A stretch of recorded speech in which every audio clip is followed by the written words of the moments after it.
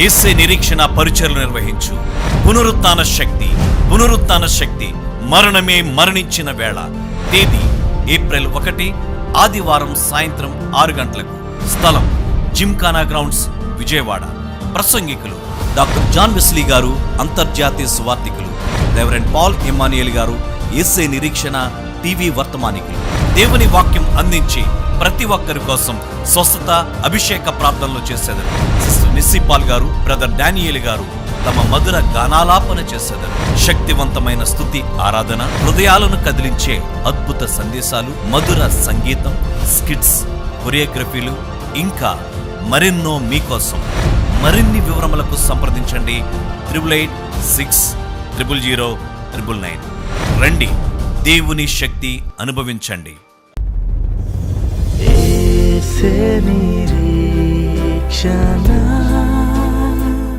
సర్వోన్నతుడు రక్షకుడి యేసుక్రీస్తు ప్రభు నామంలో మీకు అందరికీ శుభాభివందనాలు తెలియపరుస్తున్నాను. గతించిన నెల అనేక ప్రాంతాల్లో దేవుని సువార్తను అందించడానికి దేవుడు నాకు కృప చూపించాడు. అమెరికా సంయుక్త రాష్ట్రాల్లో దేవుని పరిచర్య చేయడానికి, విశాఖపట్నం, విజయవాడ, ఏలూరు ఈ పరిసర ప్రాంతాల్లో దేవుని పరిచర్య చేయడానికి, అనేక సువార్త సభల్లో దేవుని వాక్యాన్ని అందించడానికి దేవుడు కృప చూపించాడు. ఈ ప్రత్యేకమైన సమయంలో ఒక ప్రత్యేకమైనటువంటి వాక్య సందేశాన్ని మీకు చెప్పాలని నేను ఆశపడుతున్నాను. పరిశుద్ధాత్మ ద్వారా ప్రేరేపణ పొందినటువంటి వాడినై ఈ సందేశాన్ని మీకు ఇవ్వడానికి ఇష్టపడుతున్నాను. మట్టలాదివారం, పామ్ సండే అనేటువంటి అంశం గురించి మీతో మాట్లాడడానికి నేను ఇష్టపడుతున్నాను. చూడండి, యేసుక్రీస్తు ప్రభు యొక్క జీవిత విధానం, ఆయన 33 సంవత్సరాల జీవిత ప్రస్థానము ఈ ప్రపంచం అనేక మనుషుల యొక్క సమస్యలకు పరిష్కారం ఇచ్చింది. యేసుక్రీస్తు ప్రభు ఈ లోకానికి రావటంలో ప్రధాన ఉద్దేశం ఏంటంటే మానవ స్వభావాన్ని, అంతరంగాన్ని మార్చడానికి లోకానికి వచ్చాడు. మనిషికి ఉన్నతమైనటువంటి జీవితాన్ని ఇవ్వటానికి, సంతోషకరమైన జీవితాన్ని ఇవ్వటానికి, విజయ జీవితానికి మనిషిని పాత్రులుగా చేయటానికి యేసుక్రీస్తు ప్రభు యొక్క జననము, ఆయన మరణము, ఆయన పునరుత్థానము, ఆయన బోధలు ఎంతగానో దోహదపడ్డాయి. యేసుక్రీస్తు ప్రభు వారి ప్రపంచంలో సంపూర్ణ మానవుడిగా ఆయన జీవించాడు. సంపూర్ణ వ్యక్తిత్వాన్ని, సంపూర్ణ దైవత్వాన్ని, వినూత్నమైనటువంటి విలక్షణమైనటువంటి అనుభవాలు కలిగినటువంటి వాడు యేసుక్రీస్తు ప్రభువారు. ఆయన యెరూషలేమునికి సుమారుగా 11 సార్లు ఆయన దర్శించాడు. 10 సార్లు అనేక కారణాల చేత సందర్శించాడు. కానీ ఆఖరిసారిగా ఆయన సమస్త మానవాళి పాప ప్రక్షాళన నిమిత్తం ఆయన శిలువలో తన రక్తాన్ని కార్చటానికి ముందు 6 రోజుల ముందు యెరూషలేముకి వచ్చాడు. యెరూషలేముకి వస్తున్నప్పుడు అక్కడ ఉన్నటువంటి ప్రజలందరూ కూడా ఆయనను ఎంతగానో గౌరవించి సన్మానించి, ఆయన ఒక గాడిద మీద వస్తున్నప్పుడు ఆయన గౌరవించి వారి యొక్క పై వస్త్రాలు యేసుక్రీస్తు ప్రభు వెళ్తున్నటువంటి మార్గంలో పరిచి ఎంతగానో సన్మానించారు. దావీదు కుమారునికి జయము, సర్వోన్నతమైన స్థలంలో దేవునికి మహిమ అని దావీదు కుమారునికి జయము జయము అని చెప్పి ప్రజలందరూ కూడా యేసుక్రీస్తు ప్రభుని గౌరవించారు, ఆరాధించారు. ఈరోజు నా సందర్భంలో ఉన్నటువంటి శ్రేష్టమైన అంశాలు మీతో మాట్లాడడానికి ఇష్టపడుతున్నాను. ఇక్కడ చెప్పబడుతున్న ప్రతి లేఖన భాగం కూడా ఎంతగానో సిద్ధపడి మీకు దేవునికరంగా ఉండటానికి, ఆశీర్వాదకరంగా ఉండటానికి ఎన్నో గంటలు దేవుని సన్నిధిలో కనిపెట్టి ఈ సందేశాలు మీకు అందిస్తున్నప్పుడు దేవుని వాక్యాన్ని శ్రద్ధగా వినండి. దేవుని వాక్యం ద్వారా గొప్ప అద్భుతాన్ని మనం పొందుకుంటాం. మీ యొక్క అద్భుతాలు దేవుని వాక్యాన్ని స్వీకరించేటువంటి విధానం మీదే ఆధారపడుతుంది అనేటువంటి విషయాన్ని మీరు మర్చిపోకూడదు. మీ అద్భుతాలు మీ జీవితంలో బ్రేక్ త్రూ, మీ జీవితంలో గొప్ప శాంతి, సమాధానము, సంతృప్తి, నిత్య జీవము, రక్షణ ఇవన్నీ కూడా దేవుని వాక్యాన్ని స్వీకరించేటువంటి అంశం మీదే మీ అద్భుతాలు ఆధారపడతాయి. If you want to get the miracle from Jesus, you have to listen the word of God very carefully. దేవుని వాక్యాన్ని చాలా స్పష్టంగా వినాలి, దాని ప్రకారం నడుచుకోవాలి. దేవుని వాక్యం సజీవమైనటువంటి ఖడ్గము అనేటువంటి విషయాన్ని మీరు గమనించాలి. మత్తయి సువార్త 21వ అధ్యాయము 5 నుంచి కొన్ని వచనాలు నేను చదవడానికి ఇష్టపడుతున్నాను. ఇదిగో నీ రాజు సాత్వికుడై గాడిదను, భారవాహక పశువు పిల్లైన చిన్న గాడిదను ఎక్కి నీ యొద్దకు వచ్చుచున్నాడని సియోను కుమారితో చెప్పుడి అనున్నది. శిష్యులు వెళ్ళి యేసు తమకు ఆజ్ఞాపించిన ప్రకారం చేసి ఆ గాడిదను దాని పిల్లను తోలుకుని వచ్చి వాటి మీద తమ బట్టలు వేయగా ఆయన బట్టల మీద కూర్చుండెను. జనసమూహంలోనూ అనేకులు తమ బట్టలు దారి పొరుగున పరిచిరి, కొందరు చెట్ల కొమ్మలు నరికి దారి పొడుగున పరిచిరి. జనసమూహంలో ఆయనకు ముందు వెళ్ళుచున్నవారును వెనుక వచ్చుచున్నవారును దావీదు కుమారునికి జయము, ప్రభుపేట వచ్చేవాడు స్తుతింపబడునుగాక, సర్వోన్నతమైన స్థలంలో జయము అని కేకలు వేయిచుండిరి. యేసుక్రీస్తు ప్రభు వారు యెరూషలేమునికి, the triumphal entry of Lord Jesus Christ, విజయోత్సవంతో యేసుక్రీస్తు ప్రభువారు యెరూషలేమునికి అడుగు పెడుతున్నాడు. యేసుక్రీస్తు ప్రభువారు ఎందుకు యెరూషలేముకు వస్తున్నాడని ఆలోచన చేస్తే, సమస్త మానవాళి పాప ప్రక్షాళన నిమిత్తం. మన సమస్య పాపమైతే ఆ సమస్య ద్వారా నలిగి వేసారిపోతున్నటువంటి మనల్ని రక్షించడానికి యేసుక్రీస్తు ప్రభువారు ఆయన మరణాన్ని ఎంతో ఇష్టంగా స్వీకరించడానికి యేసుక్రీస్తు ప్రభువారు యెరూషలేముకి చివరిసారిగా వస్తున్నాడు. యెరూషలేముకి వచ్చి అక్కడే ఆయన సమస్త మానవాళి కొరకు రక్తాన్ని కాల్చడానికి, సమస్త మానవాళి పాప ప్రక్షాళన కోసం ఆయన గొప్ప త్యాగాన్ని చేయడానికి యెరూషలేములోకి అడుగు పెడుతున్నాడు. అప్పుడు శిష్యులకు ఆజ్ఞాపించింది ఏంటంటే, మీరు ఒక గాడిద పిల్లను తీసుకురండి, కట్టబడినటువంటి గాడిద పిల్లను తోలుకురండి. నిజంగా నాకు అనిపిస్తూ ఉంటుంది, ఈ ప్రపంచంలో చాలా చాలా జంతువులు ఉన్నాయి. మనుషులను మోసేటువంటి జంతువులు ఈ ప్రపంచంలో ఉన్నప్పటికీ ఎందుకు గాడిదనే దేవుడు ఏర్పాటు చేసుకున్నాడు? యేసుక్రీస్తు ప్రభువారు ఆయన వాహనంగా ఎందుకు గాడిదను చేసుకున్నాడో ఈరోజు కొన్ని శ్రేష్టమైన విషయాలు మీతో మాట్లాడడానికి ఇష్టపడుతున్నాను. యేసుక్రీస్తు ప్రభు యెరూషలేముకి రావటానికి, యేసుక్రీస్తు ప్రభువారు గాడిద మీద రావటానికి అది అకస్మాత్తుగా జరిగినటువంటి కార్యం కాదు. ఎందుకు యేసుక్రీస్తు ప్రభువారు గాడిద పిల్లల మీద రావాలి? ఎందుకు వారందరూ కూడా మహోన్నతునికి జయము, దావీదు కుమారునికి జయమని ఎందుకు కేకలు వేశారంటే, బైబిల్లో ఏదైనా అంశం రాయబడిందంటే అది ప్రవచనాల నెరవేర్పు కొరకు రాయబడిందనే విషయాన్ని గమనించండి. క్రొత్త నిబంధనకు పాత నిబంధనకు చాలా సంబంధం ఉంది. పాత నిబంధనలో చెప్పబడిన అనేక ప్రవచనాలు క్రొత్త నిబంధనలు నెరవేర్చబడి, చాలా సందర్భాల్లో చెప్తున్నాను, పాత నిబంధన అనేది ఒక ప్రవచన గ్రంథాలు అనేటువంటి విషయాన్ని గమనించాలి. ఏదైతే ప్రవచనం చెప్పబడిందో అది క్రొత్త నిబంధనలో నెరవేర్చబడుతూ ఉన్నాయి. యేసుక్రీస్తు ప్రభువారు ఆయన గాడిద మీద వస్తారు, యెరూషలేమునికి చివరిసారిగా వస్తారనేటువంటి ఆ విషయాన్ని జకర్యా అనేటువంటి దైవజనుడు క్రీస్తు పూర్వం 700 సంవత్సరాల క్రితమే ఆయన ప్రవచించాడు. ఆ ప్రవచనం ఏంటో చూద్దామా? జకర్యా గ్రంథము 9వ అధ్యాయము 9వ వచనం. సియోను నివాసులారా బహుగా సంతోషించుడి, యెరూషలేము నివాసులారా ఉల్లాసముగా ఉండుడి. నీ రాజు నీతిపరును రక్షణ గలవాడును దీనుడై గాడిదను గాడిద పిల్లను ఎక్కి నీ వద్దకు వచ్చుచున్నాడు. యేసుక్రీస్తు ప్రభువారు ఎందుకు ఆయన గాడిద మీద వస్తున్నారు? ఇది ప్రవచనాత్మకమైనటువంటి బ్యాక్గ్రౌండ్ దీనికి ఉంది. యేసుక్రీస్తు ప్రభువారు ఆయన యెరూషలేమునికి గాడిద మీద రావటం, మట్టల ఆదివారం, పామ్ సండేకి హిస్టారికల్గా ప్రాఫిటికల్ బ్యాక్గ్రౌండ్ ఉంది. యేసుక్రీస్తు ప్రభువారు ఎందుకు గాడిద మీద రావాల్సి వచ్చిందంటే, జకర్యా ప్రవచించాడు కాబట్టి ఆ ప్రవచనానికి నెరవేర్పుగా యేసుక్రీస్తు ప్రభువారు గాడిదని ఎంచుకున్నాడు. యేసుక్రీస్తు ప్రభువు గురించి చెప్పిన ప్రతి ప్రవచనం, ఆయన జన్మం గురించి, ఆయన జీవిత విధానం గురించి, ఆయన బోధల గురించి, ఆయన చెప్పిన ఉపమానాల గురించి, ఆయన మరణ పునరుత్థానాల గురించి, ఆయన రెండవ రాకడ గురించి ప్రపంచం అనేక ప్రవచనాలు పాత నిబంధనల్లో పొందుపరచబడితే యేసుక్రీస్తు ప్రభువారు వాటిని నెరవేర్చడానికి ఈ లోకానికి వచ్చి ఒక్క ప్రవచనం కూడా తప్పిపోకుండా ఆయన ప్రవచనాలు నెరవేర్చాడు. ఈ మట్టల ఆదివారం గురించి అంశం కూడా, పామ్స్ అనేటువంటి అంశం గురించి కూడా ఆయన ప్రవచనాన్ని నెరవేరుస్తున్నటువంటి విషయాన్ని గమనించండి. యేసు ప్రభువారు ప్రవచన సారము అనేటువంటి విషయాన్ని గమనించండి. ఆ ప్రవచనాన్ని నెరవేర్చడం కోసమే యేసుక్రీస్తు ప్రభువారు గాడిద మీద వచ్చారు. ఇంకొక మాట చెప్తాను, గాడిద మీద ఎందుకు రావాలి, గాడిదని ఎందుకు వాహనంగా చేసుకోవాలని ఆలోచన చేస్తే, చూడండి, ఈ ప్రపంచంలో చాలా చాలా జంతువులు ఉన్నాయి. గుర్రం మీద చాలామంది ప్రయాణం చేస్తుంటారు, ఒంటెల మీద ప్రయాణం చేస్తుంటారు, ఆ తర్వాత ఏనుగుల మీద ప్రయాణం చేస్తుంటారు, రకరకాలైనటువంటి జంతువుల మీద ప్రయాణాలు సాగిస్తూ ఉంటారు. మనందరికీ బాగా తెలిసినటువంటి విషయం, ఎద్దుల మీద కూడా ప్రయాణాన్ని సాగించేటువంటి ఉన్నారు. ఎద్దుల బండ్లు, గుర్రపు బండ్లు, ఇవన్నీ మనందరికీ బాగా తెలుసు. ఒక వ్యక్తి గాడిద మీద వస్తున్నాడు అని అంటే దాని అర్థం ఏంటి? పూర్వకాలంలో ఒక మెసేజ్ని వారు కన్వే చేస్తుండేవారు.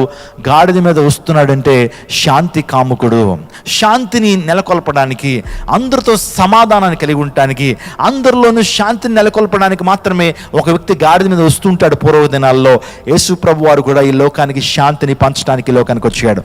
ఈ రోజున ప్రయాసపడి భారం మోసుకుని సమస్త జనులారా నా యొద్దకు రండి, నేను మీకు విశ్రాంతిని ఇస్తానని యేసు ప్రభు వారు సెలవిస్తున్నాడు. యేసు ప్రభు వారు ఎక్కడా కూడా అలజడిని సృష్టించడానికి కానీ, ఎవరిది హృదయాల్లో కానీ కలవరం సృష్టించడానికి యేసు ప్రభు వారి లోకానికి రాలేదు.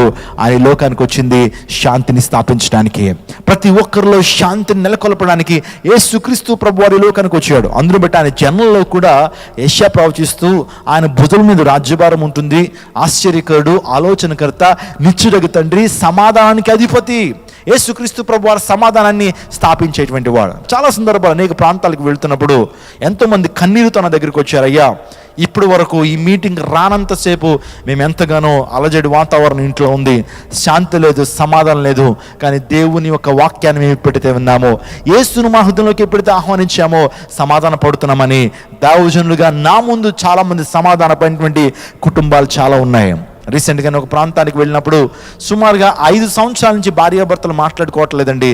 ఒకరికొకరు ఒక ఇంట్లోనే ఉంటున్నారు, కానీ వారి మధ్య సమాధానం లేదు. దేవుని సేవకుడిగా ఆ ప్రాంతాన్ని నేను పిలువబడినప్పుడు ఆ రోజు సమాధానం గురించి మాట్లాడుతున్నాను. సమాధానకర్త మిమ్మల్ని సంపూర్తిగా పరిశుద్ధపరచును, సమాధానకర్త మీకు విజయాన్ని ఇస్తాడు అటువంటి ఈ అంశం గురించి మాట్లాడుతున్నప్పుడు దేవుడు ఒక వ్యక్తికి ఏ విధంగా సమాధానం ఇస్తాడు, ఎందుకు యేసు ప్రభువు వారు ఈ లోకానికి వచ్చాడు, సమాధానకర్తగా ఎందుకు ఈ లోకానికి వచ్చే అంశాలను మాట్లాడుతున్నప్పుడు వాక్యం అంతా అయిపోయిన తర్వాత ఇద్దరు కూడా భార్యాభర్త ఇద్దరు కూడా దగ్గరికి వచ్చి నా ముందే సమాధాన పడ్డారు. ఇంకెప్పుడు కూడా మా జీవితాల్లో కొట్లాట్లు ఉండవండి, ఎందుకంటే మా ఇద్దరు మధ్యలో యేసు అయి ఉన్నాడు, ఈరోజు యేసును మాకు పరిచయం చేశారు అనేటువంటి విషయాన్ని, సాక్ష్యాన్ని వారు తెలియజేశారు. యేసు ప్రభు వారు సమాధానం ఇవ్వడానికి ఈ లోకానికి వచ్చారు. ఒక అద్భుతమైన హిస్టారికల్ ఈవెంట్ని మీకు చెప్పడానికి ఇష్టపడుతున్నాను, హిస్టారికల్ రివ్యూని మీకు ఇవ్వడానికి ఇష్టపడుతున్నాను. యేసుక్రీస్తు ప్రభు వారు జీవించినటువంటి కాలం అంటే 33 సంవత్సరాలు. ఆయన జీవించిన కాలంలోనట ఈ సర్వ ప్రపంచంలో కూడా ఎక్కడా కూడా ఒక చిన్న యుద్ధం కూడా జరగలేదని శాస్త్రవేత్తలు, చరిత్రకారులు తెలియజేస్తున్నారు. యేసు ప్రభు వారు ఆయన సమాధానకర్త అని చెప్పడానికి ఎంతకంటే గొప్ప నిదర్శనం లేదేమో. ఈ ప్రపంచంలో చాలామంది మహానుభావులు బ్రతికారు, చాలామంది గొప్పవారుగా పిలవనటువంటి వారు బ్రతికారు, కానీ ఎక్కడో చోట ప్రపంచంలో వారు పుట్టినటువంటి ఆ సందర్భంలో, వారు జీవించినటువంటి ఆ లైఫ్ స్పాన్లో ఎక్కడో యుద్ధాలు జరిగినాయి, కానీ యేసుక్రీస్తు ప్రభు వారు ఈ ప్రపంచంలో ఆయన నివసించేటువంటి ఆ టైంలో ఒక్క యుద్ధం కూడా జరగలేదట. ఎంత గొప్ప ఆశీర్వాదకరమైనటువంటి ఆ వర్తమానం ఇది, ఎంత గొప్ప విషయం అండి ఇది. యేసు ప్రభు వారు సమాధానకర్త. ఈరోజు చాలా మంది శాంతిని నెలకొల్పడానికి లోకానికి వచ్చాము. శాంతి స్థాపనే మా ధ్యేయం, మేము శాంతిని ఇస్తాం, మీరు యాగాలు చేయండి శాంతి కలుగుతుందని చాలామంది చెప్తున్నారు. నిజంగా శాంతి లేనిటువంటి ఒక వ్యక్తి మరొక వ్యక్తికి శాంతిని, సమాధానం ఇవ్వలేడు. గౌతమ బుద్ధుడి గురించి చాలాసార్లు నేను చెప్తున్నాను. ఈరోజు గౌతమ బుద్ధుడు ఒక దేవుడిగా పరిగణించబడుతున్నాడు. అతని జీవిత విధానాన్ని అధ్యయనం చేస్తే ఆయన ఆ జీవిత విధానంలో శాంతి లేకుండా బ్రతికాడు. ఆయన శాంతి కోసం అన్వేషించాడు, చివరికి బోధి చెట్టు కింద కూర్చుని శాంతిని అన్వేషించి శాంతిని పొందుకున్నాడు. ఈరోజు యేసుక్రీస్తు ప్రభు అట్లాంటి వాడు కాదు, ఆయన శాంతికర్త, శాంతి ప్రదాత. ఆయన శాంతి దూత కాదు, శాంతి ప్రదాత. యేసు ప్రభు వారు ఎందుకు గాడిద మీద వచ్చాడనంటే యేసుక్రీస్తు ప్రభు వారు శాంతికర్త అని చెప్పడానికి, ప్రజల హృదయాల్లో శాంతిని నెలకొల్పడానికి యేసుక్రీస్తు ప్రభు వారు గాడిద మీద వచ్చారు. రెండోదిగా దేవాదేవుడు ఎందుకు గాడిద మీద వస్తున్నాడనంటే, నిర్గమాకాండలో ఒక మాట ఉంది. దేవాదేవుడు చెప్పాడు ఇశ్రాయేలీయులకి, మీకు కలిగినటువంటి ప్రతి అంశంలో కూడా తొలిచూలు, ప్రథమ ఫలము నాకు ఇవ్వాలని చెప్పాడు. అందును బట్టి ఇశ్రాయేలీయులు తొలిచూలును ప్రభువుకు సమర్పిస్తున్నారు. ఒకవేళ ఎవరికైనా సరే గాడిద ఉందనుకోండి, దాని తొలిచూలుని దేవునికి ఇవ్వాలి. దేవునికి ఇచ్చేటప్పుడు గాడిదని ఇచ్చేటువంటి వారు కాదు, దానికి బదులుగా గొర్రె పిల్లను ఇస్తూ ఉండేవారు. ఒకవేళ గొర్రె పిల్లని ఇవ్వలేనటువంటి పక్షంలో ఆ వ్యక్తి ఏం చేయాలంటే ఆ గాడిద పిల్లను మెడ విరిచి చంపేయాలి. ఇది పాత నిబంధనలో జరిగేటువంటి కట్టడ. ఇప్పుడు ఆలోచన చేయండి, దేవాదేవుడు ఎందుకు గాడిదని ఎంపిక చేసుకున్నాడు? ఎందుకు దేవాదేవుడు ఆ యొక్క గాడిదని ఎంపిక చేసుకున్నాడంటే, ఆయన ఆ గాడిదకి బదులుగా కట్టబడినటువంటి గాడిని విడిపించమన్నాడు. ఆ కట్టబడిన గాడిదని విడిపించడంలో ఉద్దేశం ఏంటంటే, ఆ గాడిదకు ప్రతిగా యేసుక్రీస్తు ప్రభువు వారే మరణించబోతున్నారు కాబట్టి ఆ గాడిదకు విడుదల యేసుక్రీస్తు ప్రభు వారు ప్రకటించారు. ఈరోజు ఒక మాట చెప్తాను, గాడిద ఎవరో కాదు, నువ్వు నేనే. నీవు నేను కట్టబడ్డా. ఈరోజు మనం కట్టబడినటువంటి గాడిదలం. ఏదో పాపం చేత నువ్వు కట్టబడి ఉన్నావేమో, ఏదో విగ్రహారం ద్వారా నువ్వు కట్టబడి ఉన్నావేమో, మోహపు చూపు అనేటువంటి అంశంతో నువ్వు కట్టబడి ఉన్నావేమో, వ్యభిచారం ఆ పాపం ద్వారా నువ్వు కట్టబడి ఉన్నావేమో, ఏదో రకమైనటువంటి పాపము, ఏదో రకమైనటువంటి కట్లతో నువ్వు బంధించబడి ఉన్నావు. ఈరోజు నేను అంటాను, ఏ పాపమైనా మొదట సాలుగుళ్ళు అల్లుకుంటుంది, కొన్ని రోజులకు ఆ పాపము ఇనుప సంఖ్యలుగా మార్చబడిపోద్ది. ఈరోజు నువ్వు బంధకాల్లో ఉన్నావేమో, ఏదో రకమైనటువంటి బంధకాల్లో, పాపపు యొక్క బంధకాల్లో నువ్వు ఉన్నావేమో. సాతాను నిన్ను బంధించాడు, దేవుడు నిన్ను విడుదల చేయడానికి ఆయన ఇష్టపడుతున్నాడు. ఆయన లోక పాపలను మోసుకుని పోయి దేవుని గొర్రెపిల్ల కాబట్టి ఆ యెరూషలేముకి ఎందుకు వెళుతున్నాడు తెలుసా? ప్రతి ఒక్కరిని విడిపించడానికి. ఆయన ఒకవేళ గాడిదని ఎంపిక చేసుకోకపోతే ఆ గాడిద మెడ విర్రగొట్టబడి చంపబడాలి. ఆయన ఆ గాడిదకు ప్రతిగా ఆయన గొర్రెపిల్లగా ఆయన వధించబడబోతున్నాడు. ఈ యొక్క ఆధ్యాత్మిక సత్యాన్ని, ఈ మర్మాన్ని మీకు గ్రహించాల్సిందిగా ప్రభు పేట మీకు చేస్తున్నాను. బేతనియా, బేత్పగే ఆ ప్రాంతాల్లో ఉన్నటువంటి ఆ గాడిద పిల్లను దేవుడు విడిపించమన్నాడు. ఈరోజు నిన్ను దేవుడు విడిపించడానికి ఆయన సమర్థుడు. నీకు విమోచన ఇవ్వడానికి దేవుడు సమర్థుడు. ఎందుకో తెలుసా? ఆయన నిన్ను విమోచించడానికి ఒక క్రయధనంగా తన రక్తాన్ని కార్చాడు. యేసుక్రీస్తు ప్రభు వారు ఎందుకు మరణించాలా? యేసుక్రీస్తు ప్రభు మరణ పునరుత్థానాలు మనకు ఏ విధంగా ఆశీర్వాదం తీసుకొస్తాయి? పాపంతో బ్రతుకున్న ప్రతి మానవుడు కూడా యేసు ప్రభు రక్తం ద్వారా మాత్రమే విడుదల పొందుతాడు. విడుదల పొందిన తర్వాత తన జీవితంలో గొప్ప నిరీక్షణతో బ్రతకాలి అంటే తన జీవితంలో అనుదినము అనుక్షణము పునరుత్థానాన్ని తలంచుకోవాలి. ఎందుకో తెలుసా? పునరుత్థానమే ఒక మనిషికి జీవాన్ని ఇస్తుంది. యేసుక్రీస్తు ప్రభు వారు మైనస్ పునరుత్థానము =0 అంటూ ఉంటాను. యేసుక్రీస్తు ప్రభు ఆయన పునరుత్థానుడు అవ్వకపోతే, ఆయన మరణించి పునరుత్థానుడు అవ్వకపోతే క్రైస్తవ్యానికి అర్థం లేదు అనే విషయాన్ని మరొకసారి మీకు జ్ఞాపకం చేస్తున్నాను. యేసుక్రీస్తు ప్రభు వారు ఈ 3 కారణాల ద్వారా, ఒకటి ప్రవచనాల నెరవేర్పు, రెండోది ఆయన సమాధానకర్తగా పిలువబడ్డానికి, సమాధానకర్త కాబట్టి ఆయన గాడిద మీద వచ్చాడు. మూడోదిగా ఆయన విడిపించడానికి, ఆ గొర్రె పిల్ల ఆయనే కాబట్టి ఆ గాడిద పిల్లను విడిపించడానికి ఆయన గాడిదను ఒక వాహనంగా చేసుకున్నాడు. నిజంగా ప్రజలు కూడా ఎంతో దీవెనకరంగా ఆశీర్వాదకరంగా వారందరూ కూడా ఉన్నారంటే వారందరూ కూడా యేసుక్రీస్తు ప్రభుని రాజుగా ప్రతిష్ఠించారు. వారి హృదయాల్లో రాజుగా ప్రతిష్ఠించారు కాబట్టి వారు పై వస్త్రాన్ని పరిచినట్లుగా మనం పరిశుద్ధ గ్రంథ లేఖనాల్లో మనం చూస్తుంటాం. బైబిల్ గ్రంథంలో పాత నిబంధనలో యెహూ అనేటువంటి ఒక రాజు ఉన్నాడు. యెహూ అనేటువంటి ఒక రాజు పట్టాభిషేకం గావించబడుతున్నప్పుడు అతని స్నేహితులు, రాజ్యం ఉన్నటువంటి వారందరూ కూడా పై వస్త్రాన్ని విప్పి ముందు పరిచినట్లుగా 2వ రాజుల గ్రంథము 9వ అధ్యాయము 13వ వచనంలో మనం చూడగలుగుతాం. ఈరోజు ప్రజలందరూ కూడా వారి పై వస్త్రాలను విప్పి అక్కడ పరిచారంటే యేసుక్రీస్తు ప్రభుని రాజుగా వారు ఒప్పుకుంటున్నారు. యేసు ప్రభు రాజులకు రాజు, ప్రభులకు ప్రభు అని వారు గమనిస్తున్నారు. ఆ యెరూషలేము మహాపట్టణానికి రాజుగా వస్తున్నాడు. యేసు ప్రభు వారు రాజులకు రాజు, ప్రభులకు ప్రభు.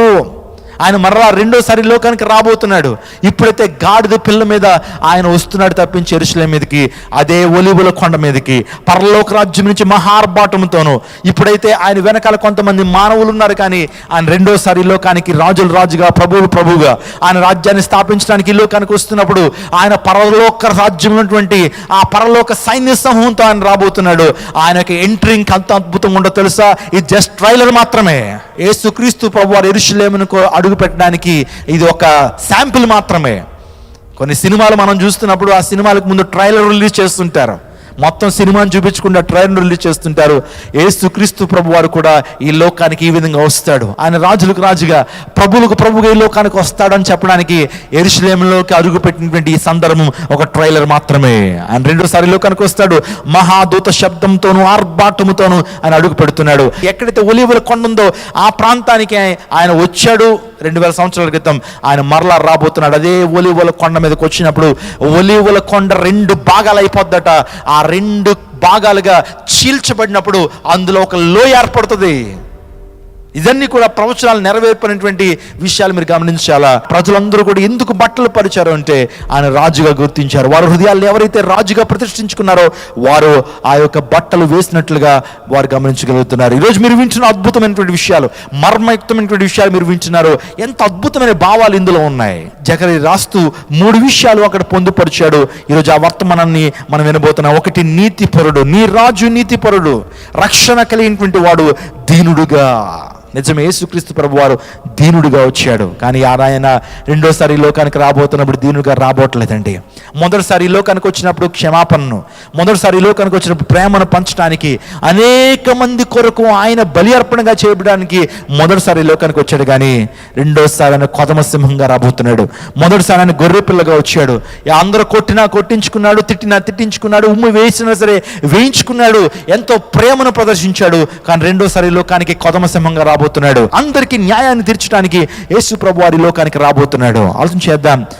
జకరియా చెప్తున్నాడు నీతిపరుడు. నిజమే, యేసుక్రీస్తు ప్రభు వారు నీతిపరుడు అండి. యెరూషలేములోకి ఎంటర్ అవగానే ప్రజలందరూ కూడా ఆయన్ని దావీదు కుమారుడికి జయమని చెప్తున్నారు. యేసు ప్రభు వారు నీతిమంతుడు. ఈ ప్రపంచంలో యేసుక్రీస్తు ప్రభు వారు ఒక్కడే నీతిమంతుడు. యేసుక్రీస్తు ప్రభు వారు ఆయన పరిశుద్ధత కలిగినటువంటి వాడు. నాలో పాపం ఉందని మీలో ఎవరు స్థాపించగలరని చెప్పినటువంటి గొప్ప పరిశుద్ధుడు, నీతిమంతుడు. ఆయన మనం విశ్వసిస్తే, ఆయన యొక్క రక్తంలో మన ప్రతి పాపాన్ని కడుక్కుంటే మనల్ని కూడా నీతిమంతులుగా చేయడానికి ఆయన సమర్థుడైనటువంటి విషయాన్ని గమనించండి. యేసుక్రీస్తు ప్రభు వారు నీతిపరుడు. ఆయనలో ఏ విధమైన కల్మషం లేదు, ఏ విధమైన అవినీతి లేదు, ఏ విధమైన పాపం లేదు. అందును బట్టే ఆయన మరణిస్తున్న టైంలో సుమారుగా చాలా సందర్భాల్లో ఆయనకి న్యాయాన్ని తీర్చారు. కానీ ఏ న్యాయంలో కూడా ఆయనలో తప్పిదం లేదని ప్రతి ఒక్కరు కూడా డిక్లేర్ చేసేసారు. యేసు ప్రభు వారిలో ఏ దోషము లేదు, యేసుక్రీస్తు ప్రభులో ఏ అవినీతి కూడా లేదు. ఆ నీతిపరుడు. ఈరోజు ఆ నీతిపరుడు యేసుక్రీస్తు ప్రభు వారిని నా జీవితాలను కోరుతుంది, నీతిని కోరుకుంటున్నాడు ఆయన.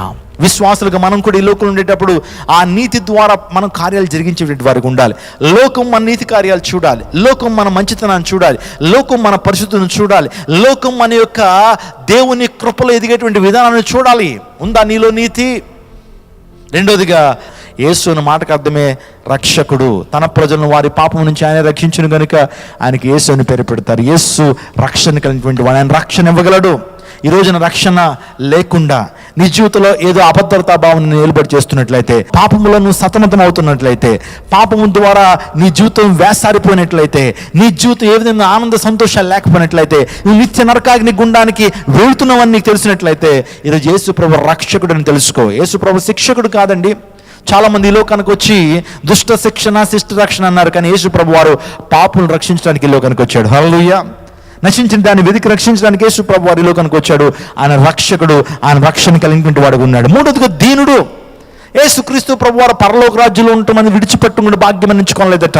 పరలోక రాజ్యంలో గొప్ప వైభవాన్ని ఆయన విడిచిపెట్టేశాడు. ఆయన సర్వలోకాన్ని తన నోటు మాట ద్వారా కలుగు చేసినటువంటి సర్వ సృష్టికైనటువంటి దేవుడు దీనుడిగా ఈ లోకంలో ఆయన జీవించాడండి. ఆయనకంటూ ఒక గృహం లేదే, ఆయనకు తల వాల్చుకోవడానికి కూడా ఆయనకి స్థలం లేదట. యేసు ప్రభు వారు దీనుడిగా ఈ లోకానికి వచ్చాడు. కానీ ఒక విషయాన్ని చెప్తాను, ఆయన రెండోసారి ఈ లోకానికి రాబోతున్నప్పుడు దీనుడిగా రాబోట్లేదండి. ప్రతి ఒక్కరికి న్యాయాన్ని తీర్చడానికి కొదమ సింహంగా, రారాజుగా, రాజులకు రాజుగా, ప్రభువుగా ఆయన రాబోతున్నాడు. ఈ రోజున ప్రియ సహోదరుడు, ప్రియ సహోదరి, యేసుక్రీస్తు ప్రభుని సొంత రక్షణగా అంగీకరించు. ఎందును బట్టి గాడిదని ఎంపిక చేసుకున్నాడో దాని వెనకాల అద్భుతమైన మర్మాలు మీరు విన్నారు. యేసుక్రీస్తు ప్రభు యెరూషలేములోకి ఎందుకు వస్తున్నాడో తెలుసా? రక్షకుడుగా వస్తున్నాడు, దీనుడిగా వస్తున్నాడు. యేసుక్రీస్తు ప్రభు వారు ఎందుకు దీనత్వాన్ని ఎందుకు ప్రదర్శించాడు తెలుసా? నీకు ఉన్నతమైనటువంటి జీవితాన్ని ఇవ్వటానికి, నిన్ను స్వస్థపరచడానికి, నీకు విడుదలను ఇవ్వటానికి, నీకు ఉన్నతమైన స్థానాన్ని ఇవ్వటానికి యేసుక్రీస్తు ప్రభు వారు దీనుడిగా తగ్గించుకుని నిన్ను ఉన్నతమైన స్థానానికి చేర్చడానికి ఆయన ఇష్టపడుతున్నాడు. కాబట్టి ధనవంతుడు అయ్యుండి ఎందుకు దరిద్రుడిగా మార్చబడ్డాడు తెలుసా? నిన్ను దారిద్ర్యం నుంచి విడుదల ఇవ్వడానికి యేసు ప్రభు వారు దరిద్రుడిగా మార్చబడ్డాడు. ఆయన నీతిపరుడు. ఈరోజు యేసుక్రీస్తు ప్రభుని అంగీకరిస్తావా? యేసు ప్రభు రక్తంలోని ప్రతి పాపాన్ని కడుక్కుంటావా? ఆయన వెంబడిస్తావా? నీ అంతం వరకు రక్షణ కాపాడుకుంటావా? తద్వారా దేవుడు నీకు ఉన్నతమైనటువంటి జీవితాన్ని ఇవ్వగలడు. ఈ సందేశాన్ని ఎంతమంది అయితే వింటున్నారో, ఈరోజు యేసుక్రీస్తు ప్రభు వారు ఆయన రాజుల రాజుగా, ప్రభువుగా ఈ లోకానికి రాబోతున్నాడు. ఆయన యెరూషలేమునికి వచ్చింది ఎందుకో తెలుసా? నా పాపాల కొరకు ఆయన సిలువల రక్తం కార్చడానికి, ఆయన పునరుత్థానుడై అసలు జీవితానికి అసలైన నిదర్శనాన్ని ఇవ్వడానికి, జీవితానికి అసలైన అర్థాన్ని చెప్పడానికి యేసు ప్రభు వారు యెరూషలేమునికి వెళుతున్నారు. ఈ మాటలు విన్నటువంటి నీవు ఈరోజు యేసుక్రీస్తు ప్రభుని సొంత రక్షణ అంగీకరించు. ఆయన మతము కాదు, ఆయన ఒక మార్గం అయి ఉన్నాడు. యేసుక్రీస్తు ప్రభుని అనుసరిస్తున్న నీవు ఇంకా దేవునికి ఇష్టానుసారంగా నువ్వు బ్రతికినట్లయితే, ఆయన రెండోసారి లోకానికి వచ్చినప్పుడు ఆయన ఉండే స్థలంలో నిన్ను ఉంచడానికి ఆయన ఇష్టపడుతున్నాడు. అటువంటి కృప కావాలి అనుకున్నటువంటి వారు తల్ల వంచండి, నేను ప్రార్థన చేయడానికి ఇష్టపడుతున్నాను. పరిశుద్ధుడా, ప్రేమాస్వరూపి, నీకు వేలాది వందనాలు తండ్రి. మట్టల ఆదివారం గురించి ఎంతో శ్రేష్టమైన విషయాలు మీరు మాతో మాట్లాడిన నీకు వేలాది వందనాలు ప్రభువా. నువ్వు ఈ లోకానికి వచ్చింది సమస్త మానవాళ్ళ పాప ప్రక్షాళన నిమిత్తమై సిలువ రక్తం కార్చడానికి. నాన్న, సిలువ ద్వారా మా విలువ పెరిగింది అనేటువంటి విషయాన్ని మీరు మరొకసారి మీకు జ్ఞాపకం చేస్తున్నందుకు వేలాది వందనాలు తండ్రి. ప్రభు, ఎందుకు గాడిదని ఎక్కావో, గాడిద లాంటి బ్రతుకులు మావి తండ్రి. కట్టబడ్డాం, కానీ మమ్మల్ని విడిపించడానికి ఈ లోకానికి వచ్చారు ప్రభువా. మమ్మల్ని విడిపించడానికి, మాకు జీవాన్ని ఇవ్వటానికి నీవే లోక పాపలను మోసుకొని పోయి దేవుని గొర్రెపిల్ల ఈ లోకానికి వచ్చి గొర్రెపిల్లగా వధించబడ్డారు తండ్రి. ప్రభువా, మా కొరకు ఆ సిలువలో వధించబడ్డానికి మమ్మల్ని విడిపించినందుకు వేలాది వందనాలు. ఒకప్పుడు మేము కూడా విగ్రహాలలోను, పాపంలోను, భయంకరమైనటువంటి ప్రభువా ఆచార వ్యవహారాల్లో మేము ఉంచినప్పుడు మమ్మల్ని విడిపించి ప్రభువా నీకు సొత్తుగా మమ్మల్ని చేసుకున్నందుకు నీకు వేలాది వందనాలు తండ్రి. ప్రభువా, ఈ ప్రత్యేకమైన సమయంలో ఎంతమంది అయితే ఈ వాక్యాన్ని వింటున్నారో వారి జీవితాల్లో గొప్ప కార్యం జరిగించండి. అనారోగ్యంగా ఉంటున్న వారిని మీరు స్వస్థపరచండి. విడుదల లేనటువంటి వారికి విడుదల ఇవ్వండి. ఆర్థికపరమైన ఇబ్బందులతో ఉన్నటువంటి వారి జీవితాల్లో గొప్ప పరిష్కార మార్గాన్ని వారికి చూపించమని వేడుకొచ్చున్నాను తండ్రి. ఎగ్జామ్స్ రాస్తున్నటువంటి వారి జీవితాల్లో గొప్ప ప్రభువా ఆశీర్వాదాన్ని, జ్ఞానాన్ని, తెలివిని అనుగ్రహించండి. మీలో ఎవరికైతే జ్ఞానం కొదుగున్నదో వాడు దేవుడిని అడుగునని వాక్యం సెలవిస్తున్న రీతిలో నీ ప్రజలకు జ్ఞానాన్ని అనుగ్రహించండి.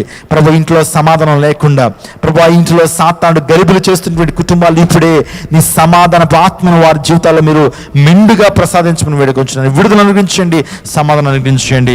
వ్యాపారాలు చేస్తున్నటువంటి వారు, గృహాలు కట్టుకోవాలని ఆశపడుతున్నటువంటి వారు, కోర్టు కేసులు ఉన్నటువంటి వారి జీవితాల్లో వారి ప్రతి ప్రార్థనకు మీరు జవాబునివ్వండి. ప్రత్యేకంగా వారిని దీవించి నిలబెట్టమని వేడుకొంచు.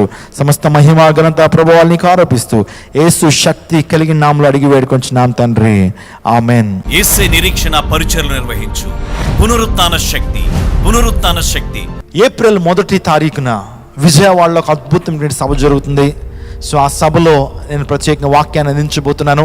యేసుక్రీస్తు ప్రభువారు ఏ విధంగా పునరుత్థానం చెందాడు, ఆ పునరుత్థానం కొన్ని రుజువులు ఏంటి, ఈ చరిత్రలో యేసుక్రీస్తు ప్రభు పునరుత్థానం ఏ విధంగా మేలు కలిగించిందో scientific approaches and historical reviews మీకు ఇవ్వబోతున్నాను. అందును బట్టి విజయవాడ పరిసర ప్రాంతాల్లో నివసిస్తున్న వారందరూ కూడా ఈ కార్యక్రమానికి రావచ్చు. మీరు ఎప్పుడు కూడా వినలేనటువంటి వాక్య సందేశాన్ని, అద్భుతమైనటువంటి దైవ సందేశాన్ని మీ అందరి కోసం నేను అందించబోతున్నాను. మీ అందరి కోసం ప్రత్యేకంగా ప్రార్థన చేయబోతున్నాను. Utilise this wonderful opportunity. ఈ యొక్క అద్భుతమైన అవకాశాన్ని మీరు సద్వినియోగపరచుకునే అద్భుతమైన ప్రైజ్ అండ్ వర్షిప్ ఉంటుంది, ఆ సాక్ష్యాలు ఉంటాయి, దైవిక శక్తి ఆ ప్రాంతంలో రిలీజ్ చేయబడుతుంది. పరలోకపు ఆనందాన్ని ప్రతి ఒక్కరు కూడా అనుభవించబోతున్నారు. అందులో బట్టి ఏ ఒక్కరు మిస్ చేసుకోవద్దు. ఏప్రిల్ 1వ తారీఖున ఈస్టర్ రోజున విజయవాడలో అద్భుతమైనటువంటి సభ జింకానా మైదానంలో జరుగుతుంది. మిమ్మల్ని అందరినీ ప్రేమపూర్వకంగా నేను ఆహ్వానిస్తున్నాను. God bless you all. యేసే నిరీక్షణ పరిచర్యలు నిర్వహించు పునరుత్థాన శక్తి. మరణమే మరణించిన వేళ. తేదీ ఏప్రిల్ 1, ఆదివారం సాయంత్రం 6 గంటలకు. స్థలం జిమ్ఖానా గ్రౌండ్స్, విజయవాడ. ప్రసంగికులు డాక్టర్ జాన్ వెస్లీ గారు, అంతర్జాతీయ సువార్థికులు. రెవరెండ్ పాల్ ఎమ్మాన్యుయల్ గారు, యేసే నిరీక్షణ టీవీ వర్తమానికులు. దేవుని వాక్యం అందించి ప్రతి ఒక్కరి కోసం స్వస్థత, అభిషేక ప్రార్థనలు చేసేదారు. సిస్టర్ నిస్సీ పాల్ గారు, బ్రదర్ డానియేల్ గారు తమ మధుర గానాలాపన చేసేదారు. శక్తివంతమైన స్తుతి ఆరాధన, హృదయాలను కదిలించే అద్భుత సందేశాలు, మధుర సంగీతం, స్కిట్స్, కొరియోగ్రఫీలు, ఇంకా మరెన్నో మీకోసం. మరిన్ని వివరములకు సంప్రదించండి 8886000999. రండి, దేవుని శక్తి అనుభవించండి. ప్రభునేసుక్రీస్తు నామం పేరిట మీకు అందరికీ శుభాభివందనాలు తెలియపరుస్తున్నాను. యేసే నిరీక్షణ పరిచర్య ద్వారా అనేక వేలాది మంది దీవెన పొందుతున్నారు. ఈ వాక్య సందేశాల ద్వారా, మేము చేస్తున్న ప్రార్థనల ద్వారా, కౌన్సిలింగ్స్ ద్వారా, సువార్త సభల ద్వారా, చారిటీ వర్క్స్ ద్వారా అనేక మంది దీవెన పొందుతున్నారు. ఈ కార్యక్రమాలు మీరు చూస్తున్నారు. ఈ పాటల ద్వారా, పరిచర్య ద్వారా మీరు దీవెన పొందుతున్నారని నేను నమ్ముతున్నాను. ఈ పరిచర్య ముందు కొనసాగించబడాలంటే, టీవీ కార్యక్రమాలు అందించాలంటే, సువార్త సభలు, యూత్ మీటింగ్స్, యూత్ కౌన్సిలింగ్స్ మేము ఏర్పాటు చేయాలంటే మీలాంటి వారు ఇచ్చేటువంటి ఆర్థిక సహకారాన్ని బట్టి ఈ పరిచర్య ముందుకు వెళ్తుంది. కాబట్టి నేను ఒక విషయాన్ని మీకు జ్ఞాపకం చేస్తాను. ఈ పరిచర్యకు మీరు తోడ్పాటుగా ఉండాలని ఆశపడితే కనుక, ఈ పరిచర్యలో మీ ధనం ఉండాలని మీరు ఆశపడుతున్నట్లయితే ఒక చిన్న అవకాశం. అదేంటంటే యేసే నిరీక్షణ టీవీ క్లబ్. ఈ టీవీ క్లబ్ ద్వారా మీరు అనేక మందికి సువార్త మీరు ప్రకటించేటువంటి వారిగా ఉంటారు. అనేక ఛానల్స్లో ఈ కార్యక్రమాలు మేము అందిస్తున్నాం. మీకు తోచినటువంటి సహాయాన్ని, అది 1000 రూపాయలు కానివ్వండి, 2000 రూపాయలు కానివ్వండి, లేకపోతే 500 రూపాయలు కానివ్వండి, నెలకి కొంత చొప్పున ఈ పరిచర్య కోసం మీరు ప్రక్కన పెట్టి మాకు పంపించగలిగితే అనేక ప్రాంతాల్లో సువార్త మేము అందించగలుగుతాం. ఈ యొక్క పరిచర్యకు సహాయకరంగా ఉండాలని ఆశపడితే కనుక ఇప్పుడే మాకు కాల్ చేయండి, మీ ప్లెడ్జ్ని తెలియచేయండి. దేవుడు మిమ్మల్ని విడిచిపెట్టాడు. ఆది విశ్వాసులు వారి యొక్క ధనాన్ని అపోస్తుల పాదాల దగ్గర పెట్టినప్పుడు వారు ప్రపంచవ్యాప్తంగా సువార్త ప్రకటన చేశారు. ఎందుకు ఈ మాట చెప్పానంటే, మీరు దీవెన పొందడానికి, మీ కుటుంబ సభ్యులు, మీ పిల్లలు దీవెన పొందాలంటే యోగ్యమైనటువంటి పరిచర్యలో ఈ ధనాన్ని ఉంచండి. దేవుడు ఖచ్చితంగా దీవిస్తాడు. మీకోసం అనునిత్యం మేము ప్రార్థన చేస్తాం. మీ యొక్క ఆధ్యాత్మిక క్షేమం కొరకు, మీ భవిష్యత్తుల కోసం దైవజనులుగా మేము ప్రార్థన చేస్తామని వాగ్దానం చేస్తున్నాం. ఈ విషయాన్ని గమనించండి. ఒక మంచి నిర్ణయాన్ని ఇప్పుడు తీసుకోనండి. దేవుడు మిమ్మల్ని, మీ కుటుంబాన్ని ప్రత్యేకంగా దీవించునుగాక.